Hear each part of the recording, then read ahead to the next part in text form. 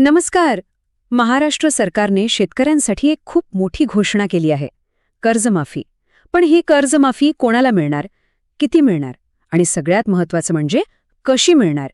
चला, या सगळ्या प्रश्नांची उत्तरं एकदम सोप्या भाषेत समजून घेऊया. तर सगळ्यात आधी सगळ्यात मोठी बातमी, राज्य सरकारने शेतकऱ्यांसाठी 2 लाख रुपयांपर्यंतच्या कर्जमाफीला आता अंतिम स्वरूप दिलं आहे. हो, हाच तो आकडा आहे ज्याची खूप जण वाट पाहत होते. हे बघा, ही काही फक्त हवेतली घोषणा नाहीये, तर एक स्पष्ट कृती योजना आहे. मंत्रिमंडळाच्या बैठकीनंतर खुद्द मुख्यमंत्र्यांनीच हे इतकं सोपं आणि थेट आवाहन केलंय. यावरूनच आपल्याला अंदाज येतो की सरकार ही योजना किती वेगाने लागू करण्याच्या तयारीत आहे. हो, तर हे आता पक्क झालंय. आश्वासनांचा आणि चर्चांचा काळ आता संपला. खूप वाट पाहिल्यानंतर आणि अलीकडच्या शेतकरी आंदोलनानंतर सरकारने या योजनेवर फायनल शिक्कामोर्तब केलं आहे. म्हणजे आता ही केवळ घोषणा नाही, तर एक ठोस योजना आहे. आता साहजिकच आपल्या सगळ्यांच्या मनात एकच प्रश्न आला असेल की या योजनेच्या पहिल्या टप्प्यात आपला जिल्हा आहे का? चला पाहूया. सरकारने ही योजना एकाच वेळी संपूर्ण राज्यात लागू न करता टप्प्याटप्प्याने राबवण्याचा निर्णय घेतला आहे. म्हणजे पहिल्या टप्प्यात 20 जिल्ह्यांमध्ये ही प्रक्रिया सुरू होईल आणि उरलेल्या 16 जिल्ह्यांना थोडं थांबावं लागेल. आता ही यादी जरा नीट पाहूया. पहिल्या टप्प्यातल्या जिल्ह्यांची नावं स्क्रीनवर आहेत. मी नाव वाचतो म्हणजे आपल्याला आपला जिल्हा शोधता येईल. यात आहेत पालघर, छत्रपती संभाजीनगर, रायगड, नाशिक, जळगाव, रत्नागिरी, धुळे, कोल्हापूर, सोलापूर, सातारा, वर्धा, भंडारा, अहिल्यानगर, लातूर आणि नांदेड.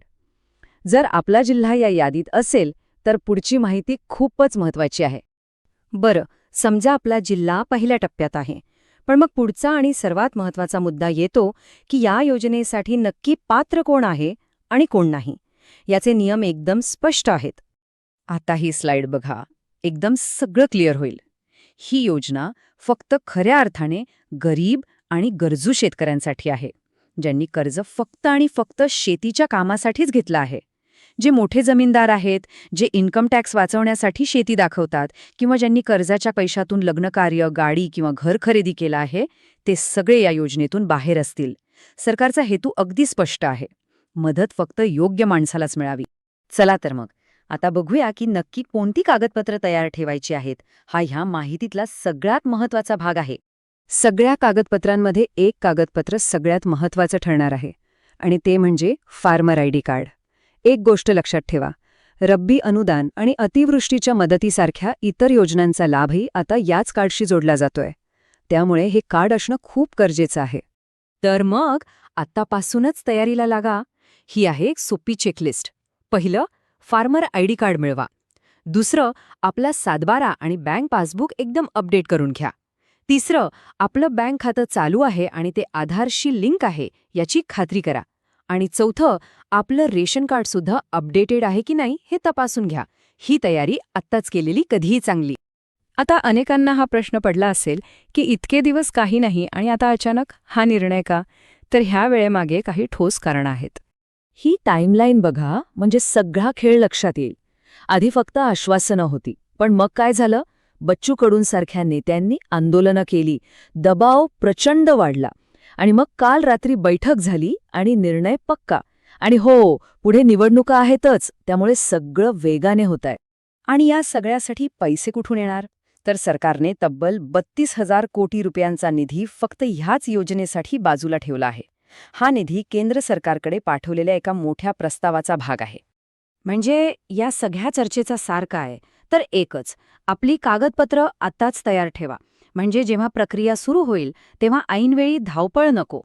आणि जाता जाता एक महत्त्वाचा प्रश्न, की ही जी 2 लाखांची कर्जमाफी होत आहे, याने शेतकऱ्यांच्या आयुष्यात खरंच किती आणि कसा फरक पडेल, यावर विचार करायला नक्कीच वाव आहे. खूप वाट पाहिल्यानंतर आणि अलीकडच्या शेतकरी आंदोलनानंतर सरकारने या योजनेवर फायनल शिक्कामोर्तब केलं आहे.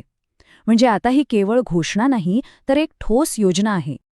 आता साहजिकच आपल्या सगळ्यांच्या मनात एकच प्रश्न आला असेल की या योजनेच्या पहिल्या टप्प्यात आपला जिल्हा आहे का? चला पाहूया. सरकारने ही योजना एकाच वेळी संपूर्ण राज्यात लागू न करता टप्प्याटप्प्याने राबवण्याचा निर्णय घेतला आहे. म्हणजे पहिल्या टप्प्यात 20 जिल्ह्यांमध्ये ही प्रक्रिया सुरू होईल आणि उरलेल्या 16 जिल्ह्यांना थोडं थांबावं लागेल. आता ही यादी जरा नीट पाहूया. पहिल्या टप्प्यातल्या जिल्ह्यांची नावं स्क्रीनवर आहेत. मी नाव वाचतो म्हणजे आपल्याला आपला जिल्हा शोधता येईल. यात आहेत पालघर, छत्रपती संभाजीनगर, रायगड, नाशिक, जळगाव, रत्नागिरी, धुळे, कोल्हापूर, सोलापूर, सातारा, वर्धा, भंडारा, अहिल्यानगर, लातूर आणि नांदेड. जर आपला जिल्हा या यादीत असेल तर पुढची माहिती खूपच महत्त्वाची आहे. बरं, समजा आपला जिल्हा पहिल्या टप्प्यात आहे. पण मग पुढचा आणि सर्वात महत्त्वाचा मुद्दा येतो की या योजनेसाठी नक्की पात्र कोण आहे आणि कोण नाही. याचे नियम एकदम स्पष्ट आहेत. आता ही स्लाइड बघा, एकदम सगळं क्लिअर होईल. ही योजना फक्त खऱ्या अर्थाने गरीब आणि गरजू शेतकऱ्यांसाठी आहे, ज्यांनी कर्ज फक्त आणि फक्त शेतीच्या कामासाठीच घेतलं आहे. जे मोठे जमीनदार आहेत, जे इन्कम टॅक्स वाचवण्यासाठी शेती दाखवतात किंवा ज्यांनी कर्जाच्या पैशातून लग्नकार्य, गाडी किंवा घर खरेदी केलं आहे, ते सगळे या योजनेतून बाहेर असतील. सरकारचा हेतू अगदी स्पष्ट आहे. मदत फक्त योग्य माणसालाच मिळावी. चला तर मग आता बघूया की नक्की कोणती कागदपत्र तयार ठेवायची आहेत. हा ह्या माहितीतला सगळ्यात महत्त्वाचा भाग आहे. सगळ्या कागदपत्रांमध्ये एक कागदपत्र सगळ्यात महत्त्वाचं ठरणार आहे आणि ते म्हणजे फार्मर आयडी कार्ड. एक गोष्ट लक्षात ठेवा, रब्बी अनुदान आणि अतिवृष्टीच्या मदतीसारख्या इतर योजनांचा लाभही आता याच कार्डशी जोडला जातोय. त्यामुळे हे कार्ड असणं खूप गरजेचं आहे. तर मग आत्तापासूनच तयारीला लागा. ही आहे एक सोपी चेकलिस्ट. पहिलं, फार्मर आयडी कार्ड मिळवा. दुसरं, आपला सातबारा आणि बँक पासबुक एकदम अपडेट करून घ्या. तिसरं, आपलं बँक खातं चालू आहे आणि ते आधारशी लिंक आहे याची खात्री करा. आणि चौथं, आपलं रेशन कार्डसुद्धा अपडेटेड आहे की नाही हे तपासून घ्या. ही तयारी आत्ताच केलेली कधीही चांगली. आता अनेकांना हा प्रश्न पडला असेल की इतके दिवस काही नाही आणि आता अचानक हा निर्णय का? तर ह्या वेळेमागे काही ठोस कारणं आहेत.